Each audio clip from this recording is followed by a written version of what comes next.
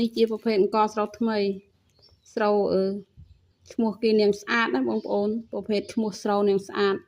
នេះដាក់ម៉ាស៊ីនតូចបងប្អូនដាក់ម៉ាស៊ីនតូចហើយអង្គនេះគឺម៉ាក់លីហេអត់បានហាលស្រូវទេ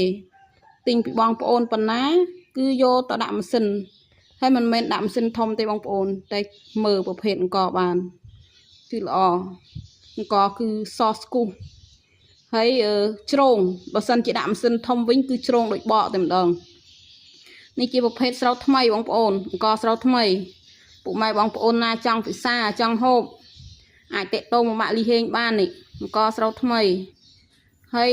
តម្លៃគឺធូរថ្លៃទេបងប្អូនដោយបងប្អូនឃើញស្រាប់អីតែស្រូវថោកគឺអង្គថោកអីអត់មែនស្រូវថោកហើយអង្គថ្លៃណាបងប្អូនតែស្រូវថោកអង្គថោកអីនេះបងប្អូនមើលបានប៉ុន្តែបញ្ជាក់ឲ្យបងប្អូនប្រភេទម៉ាស៊ីនតូចកិនម៉ាស៊ីនតូចស្រូវនឹងគឺគ្មានជាតិគីមីសំបី 1% បើយកទៅពិនិត្យ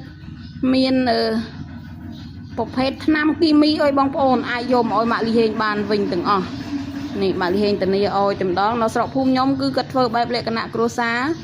ធ្វើស្រែធ្វើចំការលក្ខណៈគ្រួសារអត់មានទិនមានជីថ្នាំបាញ់ឲ្យច្រើនទេបងប្អូនចាស់ហើយគឺតានីថារបស់ធម្មជាតិពិតប្រាកដនេះបងប្អូនគឺសល្អតែម្ដងអានេះប្រភេទអង្គនាងស្អាតមានជាច្រើនទៀតដែលចំពោះពុកម៉ែបងប្អូនគាត់យកមកលក់តែតន់បងប្អូនតន់ប៉ុន្តែអត់ក្អូបទេណាបញ្ជាក់ឲ្យហើយអត់មានឈ្ងុយមានក្អូបអីទេតែតន់ថាហូបទៅគឺតន់បាយទៅគឺតន់តែម្ដងបងប្អូនជាពិសេសគឺអ៊ំពូមីងយាយតាដែលចូលចិត្តបបរសហើយជឿវាល្អបងប្អូនអើយម៉ាក់លីហេងដាក់ហ្នឹងដាក់ចំនួន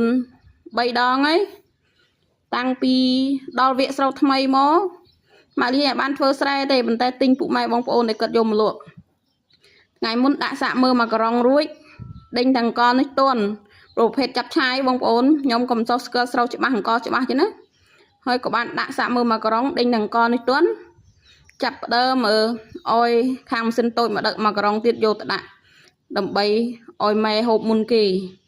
កូនមិនចេះធ្វើស្រែទេម៉ែប៉ុន្តែកូនគឺអាចនិយាយបានថាមានរបស់ឆ្ងាញ់គឺគិតដល់ម៉ែហើយចឹងហើយគឺដាក់យកទៅជូនម៉ែមកក្រុងអង្គមកក្រុងស្រូវមកក្រុងយកទៅដាក់បានអង្គឡើងចូល70គីឡូនេះបងប្អូនដេមឹកចឹងច្រើនចឹងហើយដាក់ជូនម៉ែមកក្រុងហើយឥឡូវនេះដាក់សាក់មើលប្រភេទអង្គផ្សេងទៀតប្រភេទស្រូវផ្សេងទៀតនេះតែជ្រងល្អបងប្អូនណាដែលចង់ហូបស្រូវថ្មីអាចទិញស្រូវយកទៅដាក់ខ្លួនឯងក៏បានដែរ